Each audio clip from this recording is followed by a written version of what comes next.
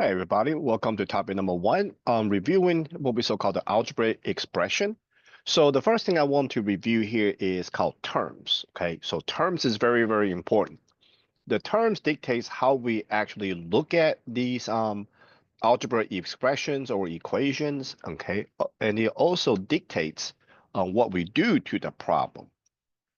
So a term, so on paper, a term is like an object, basically. Okay, so on paper, a term is a number. Every number that you see, like a 4, -7, a 8, right? So for example, if I was say x equal to 6, okay, equal sign here separate between the right hand side and the left hand side. So on the right hand side of this equal sign, you see a 6. 6 is a number, so that number is considered as a term. All right. A term is also a variable. A single lettered variable is considered a term. X alone, Y alone, okay, Z alone, or T alone. So for this example I wrote down, right, on the left-hand side of the equal sign, you see a single letter X. So that's also considered as one term, one object. The definition gets a little bit strange here with the third one. A term is also a product of some numbers. The word product means multiplication. So what it's saying is a multiplication of anything is considered as one term. Using the 2x for example, a 2x means 2 times x. So multiplication between anything is only considered as one term, one object. Okay, so just like this xyz, xyz means x times y times z. So multiplication between anything is only considered as one term. All right, so very similarly, just like multiplication of anything is one term, so is division.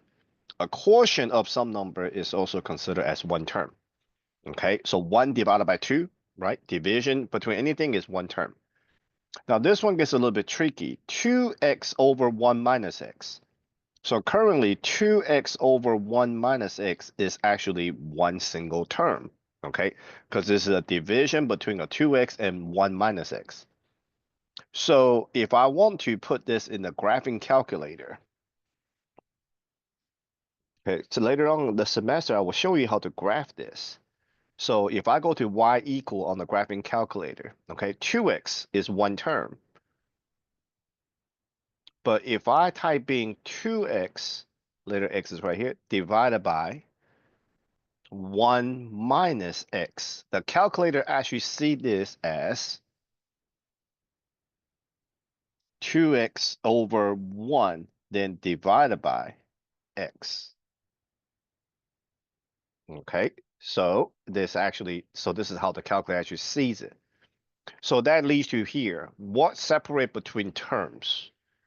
Okay, what we use to separate between one object to the next object on paper is using addition and subtraction signs outside the parentheses, right?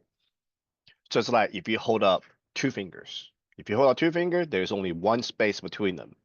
So the spaces between your finger is like being occupied with these addition and subtraction signs outside the parentheses. Oh, sorry, not divided by x. That means, excuse me, subtract x. All right, so the calculator see this as 2x over 1 subtract x. So this subtraction sign outside the parentheses separate between two terms. So now this is no longer the same thing as 2x over 1 minus x. So in order for the calculator, to see what we wanted to see, this 1 minus x got to be in the parentheses. Because if the minus sign is outside the parentheses, that's what separates between two different terms. But this, like I said, this whole thing is only one term. So the calculator got to see one term, 2x is one term. You got to see one term over one term. Okay. Whenever we enter, so this is called a rational expression.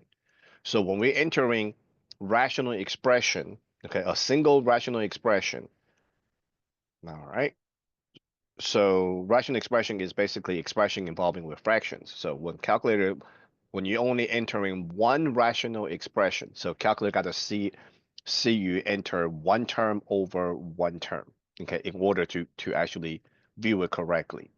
So that leads to our discussion, okay? So in your own word, why this y minus x must be in the parenthesis when entering into a graphing calculator.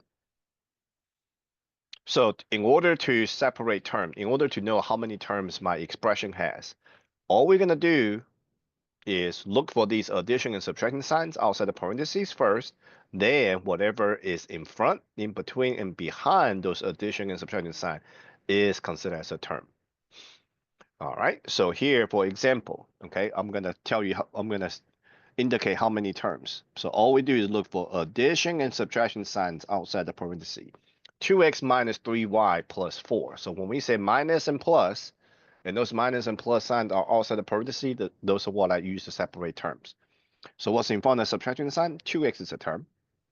From the subtraction sign to the plus sign, 3y is a term.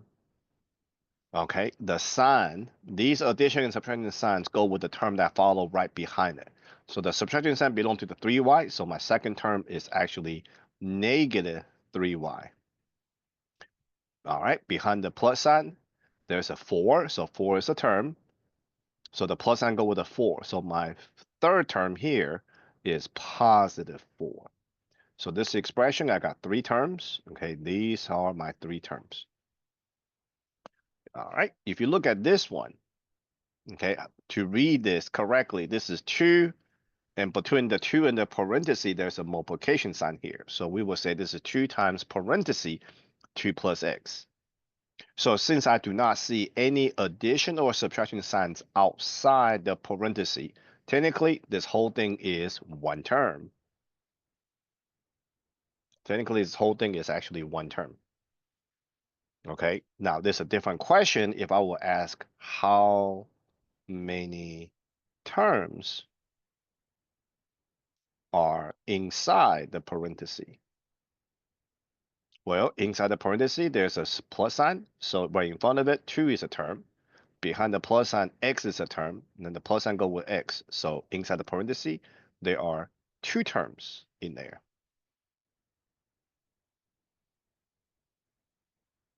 Okay. Now, you compare that to this one, right? Again, this is 2 times parenthesis 2x. So this time, this whole thing again is only one term, but inside the parenthesis, right? Inside the parenthesis, there's no plus or minus sign. So inside the parenthesis is only one term.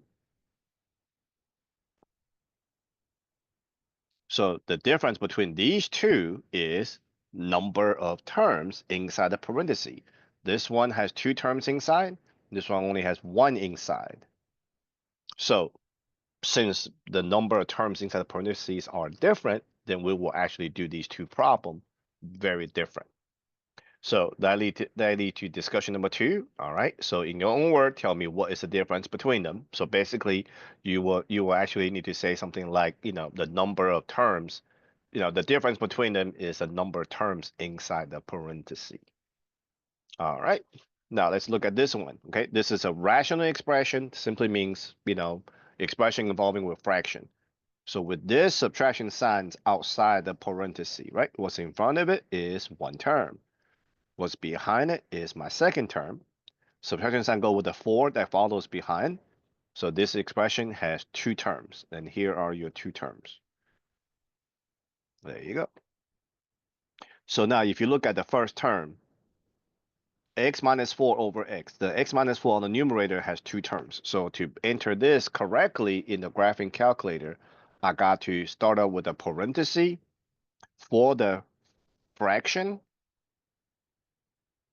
This is just safer to enter this way. Then I'm gonna open another parenthesis for the 2 terms on the numerator, x minus 4. Close the parenthesis, then divided by x. And then close the parenthesis for the fraction before I will enter minus 4. Okay, so that will be the correct way of entering it.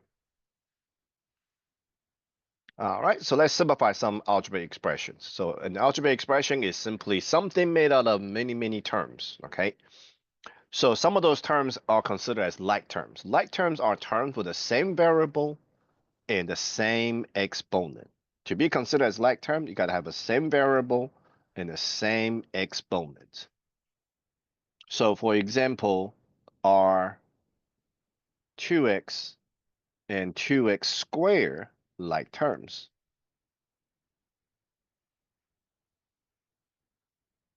Well, the answer got to be no, because even though both terms is using variable x, the exponents are different. This exponent is 2. This one doesn't have an exponent on it. So there's actually an exponent rule that says for any real number a is always to the first power. So this x is technically to the first power. So no, they are not like terms because the exponents are different. So when we are able to identify like terms, what we can do with like terms is combine them. Combine like terms means we will add or subtract. The word combine means add or subtract like terms. Okay, so when do we add? We will add when the terms have the same sign. We will subtract when the terms have different sign. So when we actually combine like terms, we will simply add or subtract coefficients, and we will do nothing with the exponents. Okay, so right here, this example, combine like terms. So normally when we combine like terms, we go by alphabetical order and go by the exponent. So since all the terms is using the letter n, we will go by the exponents. So do you see there's a lot of plus and minus signs outside the parenthesis, right? There's 1, 2, 3, 4, 5 of those. 5 plus and minus signs outside the parenthesis. So that will be 6 terms, right? Because if you hold up 6 fingers, okay, there's actually what? 5 spaces between them. All right, so let's go by exponents. 3n squared minus n squared minus how many n squared? Minus 1n squared. So 3n squared minus 1n squared, that should give me 2n squared.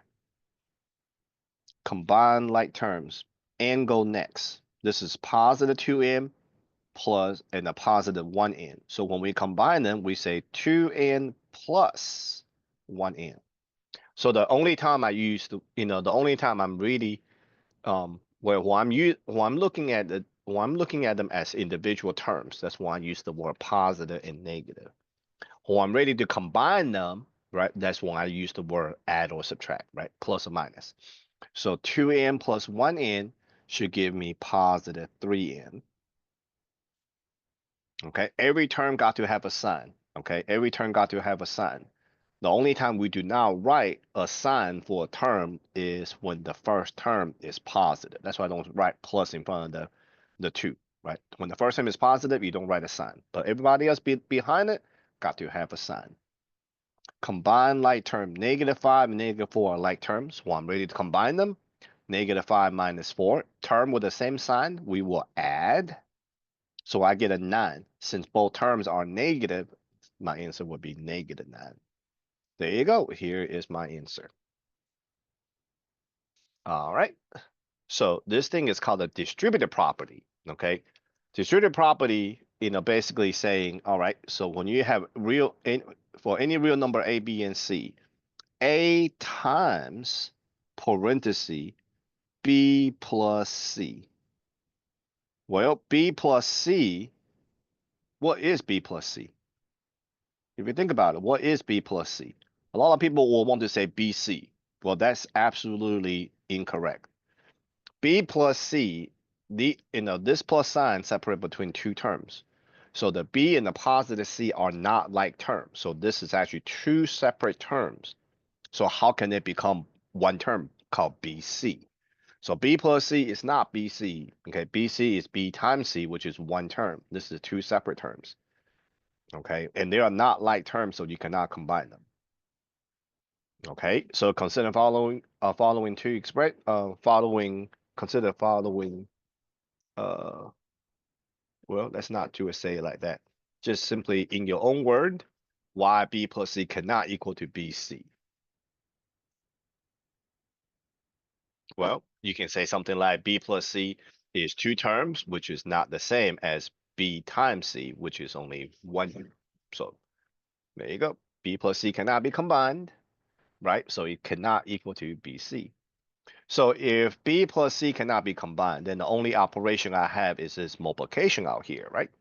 So this is where distributive property comes in.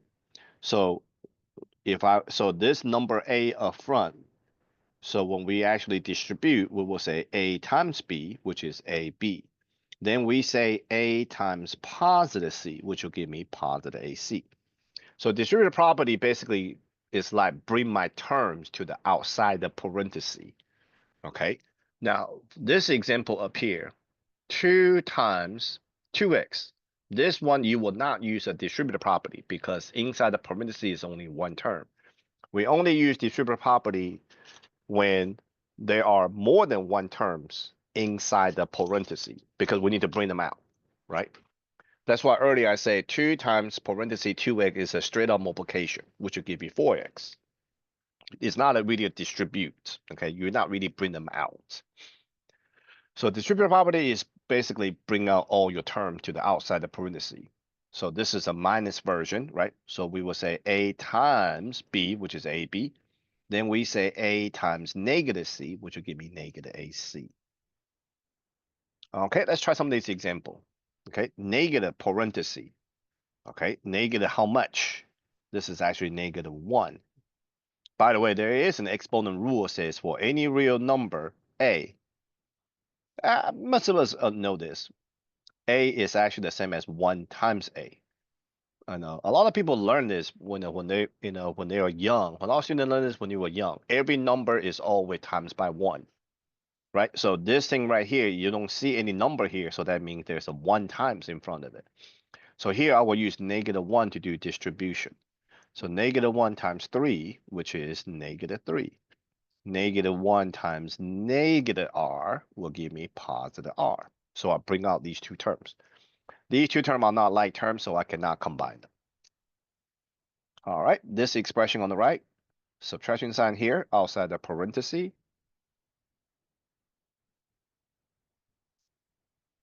Plus sign here outside the parenthesis, so I separate my terms. So in front of the first subtraction sign, 4a is a term. On the subtract to the plus sign, 3b is a term.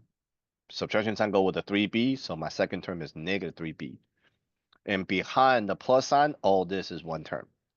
Plus sign go with the term that follow behind it, so this positive 2 times parenthesis a plus 2b. So my third term consists of parenthesis, right? So that will need to be distributed. So here we say 2 times a, which is positive 2 times a, positive 2a. Then we say positive 2 times positive 2b, which give me positive 4b. My second term is still negative 3b. My first term is still positive 4a. So now once I bring out all the terms, I can combine them. So alphabetical order, 4a positive 2a can be combined. So 4a plus 2a will give me 6a. Combined like term, negative 3b is like term with positive 4b. So here so these two can be combined. So when we combine them, we say negative 3 plus negative 3b plus 4 more b. Negative 3b plus 4b terms with different sign we will subtract. When I subtract 3 and 4, I get a 1. But what kind of 1? Positive or negative? Well, since I got more positive term than negative term, then my answer would be positive. So 6a plus 1b. All right, I'm gonna use this example here to also do other review here. Okay, here's a subtraction sign outside the parenthesis to separate my terms.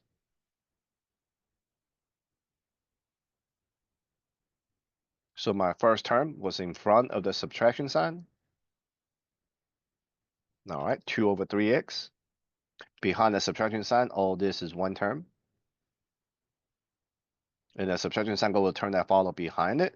So my second term is negative 2 will do distribution. Negative 2 times parenthesis, right? So let's multiply. Negative 2 times 3 over 4x. So let me do this on the side, okay? So negative 2 times 3 over 4. I will write the x in here in a minute. So when it comes to multiplying, so I'm going to show you how to do this by hand. When it comes to multiplying fraction, I want you to remember to reduce before multiply.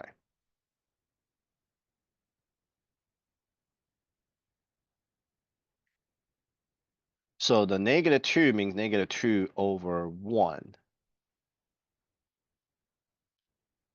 So the top 2, bottom 4 can be reduced by 2. So that would be 1 and 2, right? Reduce them by 2, which is division.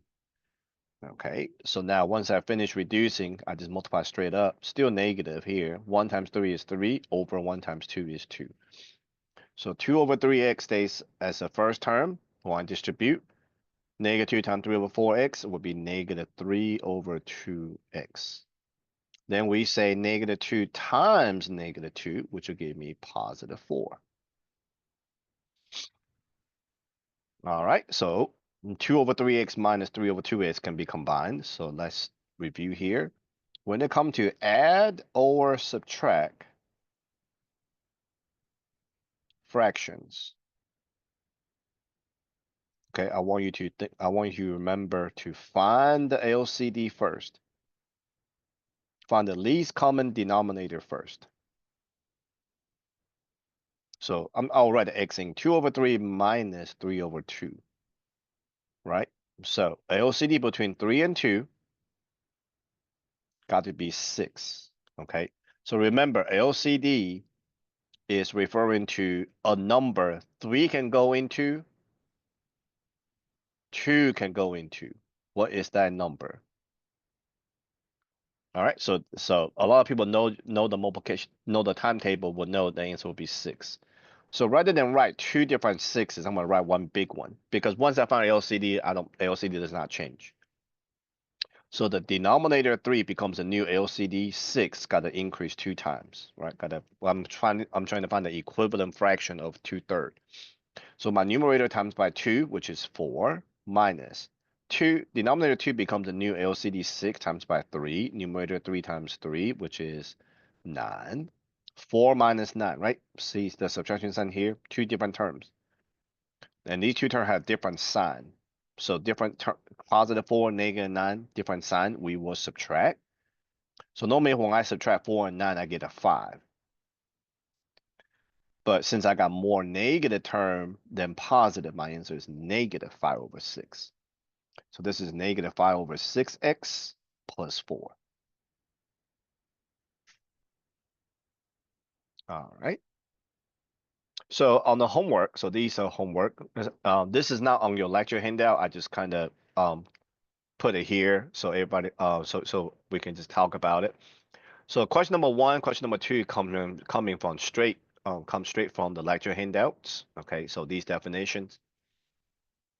So a term is a what? A term is a number, a variable, a product sum number, and a quotient sum number. So that's basically just copy straight from the lecture handout. So question number 1, question number 2, question number 3 are all on the computer portion of your homework. So you're just entering inside that box. But once you pull out the homework in D2L, you will see the box right below here where you're gonna enter the answer in D2L.